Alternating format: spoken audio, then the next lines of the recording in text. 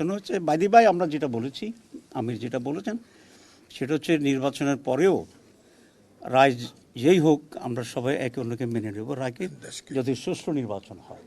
আর দেশ পরিচালনার ক্ষেত্রে আমাদের ভিতরে একটা আলোচনা থাকা উচিত এবং আমরা পারস্পরিক কোঅপারেশনের ভিতরে দেশটাকে আমরা এগিয়ে নিয়ে যেতে চাই। না, আমি মনে করি যে হারে একেবারে খুব সিরিয়াস সুষ্ঠু হওয়া দরকার ছিল সেরকম নির্বাচন আসলে বাংলাদেশে হয়নি। কিছুটা গ্রহণযোগ্য নির্বাচন ছিল 91 সালে, 2001 সালে। কারণ গ্রহণযোগ্যতার ইস্যুটা আর শতভাগ সুষ্ঠু হওয়ার ইস্যুটা একটু ডিফারেন্স থাকে। আমি সেটা মিন করতে চেয়েছি। আমরা অবশ্যই উদ্বেগ জানিয়েছি এবং আমি যেটা মিন করছি যে গত কয়েকদিনের আচরণে, সরকারের আচরণে এবং প্রোটেকশনের নামে যে বাড়াবাড়িটা চলছে সেসব আচরণে আমাদের এই আশঙ্কা তো আমাদের মনেই শুধু নয়, আপনাদের মনেও এটা জাগার কথা স্বাভাবিকভাবে, যে লেভেল প্লেইং ফিল্ডটা এখন নাই। তো আমরা সেটাকেই মিন করতে চেয়েছি।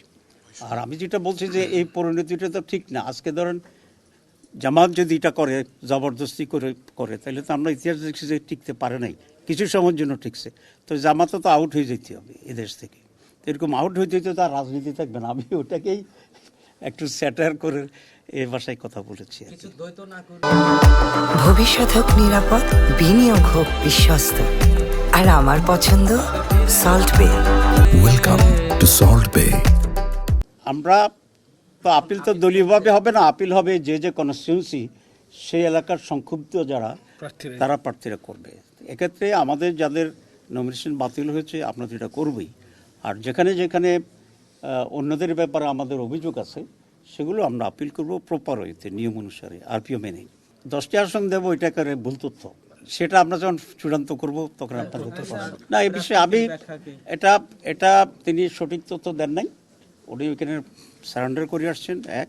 দেখেন একই নিয়মে যেন আব্দুল আওয়াল মিন্টু সাহেব এটা গ্রহণ করা হয়েছে, উনিও কিন্তু দ্বৈত নাগরিকত্ব আছে। মোফাজ্জল হোসেন কায়কোবাদ ওনারও নাগরিকত্ব আছে, আমি ওনাকে একটা কাগজও দিয়ে আসছি, উনি তুরস্কেরও নাগরিক সেখানে আছেন। এখানে একটা স্ট্যান্ডার্ড তো হইতে হবে, এটাই হচ্ছে আমার কথা। যাদেরকে অ্যাকসেপ্ট করা হয়েছে তাহলে কিসের ভিত্তিতে, যাদেরকে রিজেক্ট করা হয়েছে কিসের ভিত্তিতে। আইন এখানে খুব স্পষ্ট, এখানে বৈষম্যটার কথা বলছি।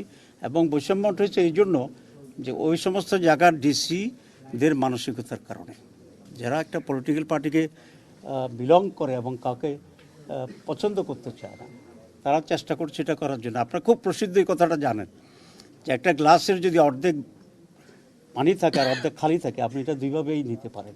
যে গ্লাসটা অর্ধেক খালি এটা সঠিক কথা, গ্লাসটি অর্ধেক ভর্তি সঠিক কথা। এখন কোনটাকে আপনি নেবেন এটা নির্ভর করে আপনার মানসিকের উপরে, আপনি কি নেগেটিভ অ্যাটিটিউডের মানুষ না আপনার পজিটিভ অ্যাটিটিউড।